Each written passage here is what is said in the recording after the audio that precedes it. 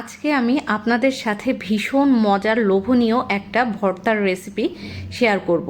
এই ভর্তাটা যদি আপনারা একবার বানিয়ে খান তাহলে কিন্তু বারবারই গরম ভাতের সাথে এই ভর্তাটাই খেতে ইচ্ছে করবে। এই ভর্তাটা যেদিন বানাবেন অন্য কোনো তরকারি কিন্তু আপনার আর খেতে ভালো লাগবে না। ভর্তাটা এত বেশি মজার হয়, জাস্ট একবার বানালেই কিন্তু বুঝতে পারবেন। আর যেদিনই এই ভর্তা বানাবেন ভাত অবশ্যই একটু বেশি করেই রান্না করবেন, কারণ এই ভর্তা দিয়ে আপনি অনায়াসেই 2 থেকে 3 প্লেট ভাত এমনিতেই খেয়ে ফেলতে পারবেন। এই রেসিপিটা এত বেশি মজার হয়। তো চলুন ভর্তার রেসিপিটি আমি আপনাদের সাথে শেয়ার করি। ফার্স্টে আমি কিছুটা পানি গরম করে নিয়েছি, এর মধ্যে দিয়ে দিলাম 4 পিস রুই মাছ। এবার আমি দিয়ে দিব কিছুটা শুকনা মরিচ আর সামান্য একটু লবণ। শুকনা মরিচটা আপনারা আপনাদের টেস্ট অনুযায়ী অ্যাড করবেন, যতটুকু ঝাল খেতে পছন্দ করেন ওভাবে অ্যাড করলেই হবে। এবার আমি মাছগুলো একটু উল্টিয়ে দিচ্ছি, মাছগুলো মোট কথা ভালোভাবে সিদ্ধ করে নিতে হবে। আর এই মাছটা সিদ্ধ হতে 10 মিনিটের মতো সময় লাগবে। আপনারা চাইলে এইখানে রুই মাছের পরিবর্তে কাতল মাছ অথবা যে কোনো বড় মাছ, তেলাপিয়া অথবা যে কোনো বড় মাছ দিয়েই কিন্তু আপনারা এই রেসিপিটা তৈরি করে খেতে পারেন। যে কোনো বড় মাছ দিয়ে তৈরি করা যাবে এই রেসিপিটা। যেই মাছে একটু কাটা কম থাকে ওই মাছ দিয়েই কিন্তু এটা তৈরি করে খেতে পারবেন। তো দেখুন আমি মরিচগুলো তুলে নিচ্ছি, কারণ 10 মিনিট হয়ে গেছে আর মরিচগুলোও বেশ ভালোভাবে সিদ্ধ হয়ে গেছে। এবার আমি মরিচটা শিলে বেটে নিচ্ছি। তো মরিচটা একেবারেই কিন্তু ভালোভাবে সিদ্ধ হয়ে গেছে, আর মরিচটা কিন্তু বেটে একেবারে পেস্টের মতো করা দরকার নেই, জাস্ট একটু বেটে নিলেই হবে। একেবারে মিহি করে আমি বাটবো না। তো দেখুন মরিচটা আমি বেশ ভালোভাবে বেটে নিয়েছি, এর থেকে কিন্তু আর মিহি করব না।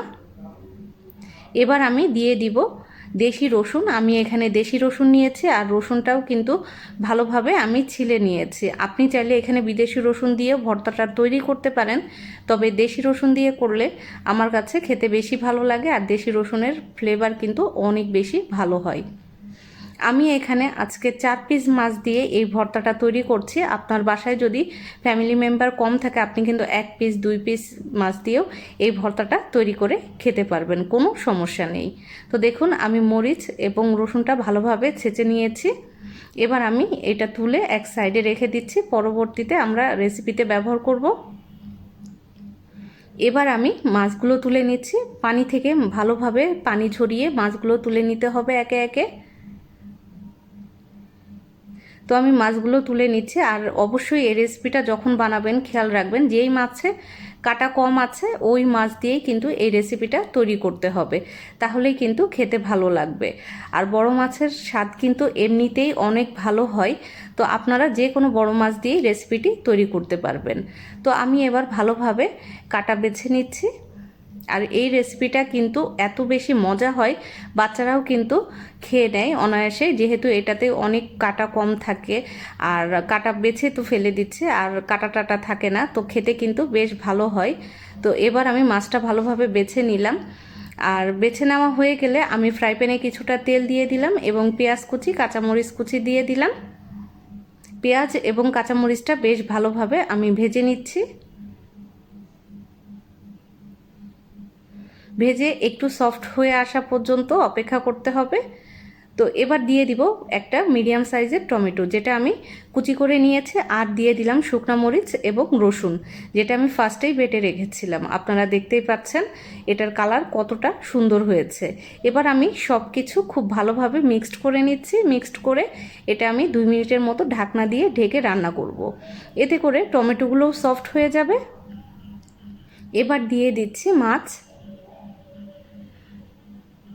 এবার দিয়ে দিব স্বাদ মতো লবণ, সামান্য একটু হলুদের গুঁড়া, 1/2 টিস্পুন ধনিয়া গুঁড়া, 1/2 টিস্পুন ভাজা জিরার গুঁড়া। এবার আমি সব কিছু খুব ভালোভাবে মিক্সড করে নিচ্ছি।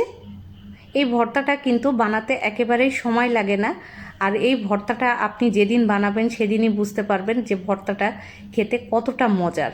তো দেখুন আমি সব কিছু খুব ভালোভাবে মিক্সড করে নিয়েছি। এবার দিয়ে দিব 1/2 কাপ পরিমাণ পানি।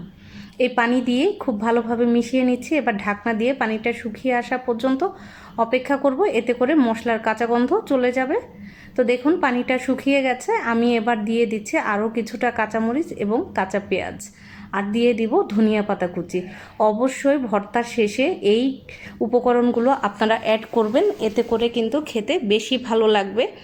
এই উপকরণগুলো ছাড়া কিন্তু ভর্তা খেতে একেবারে মজা লাগবে না।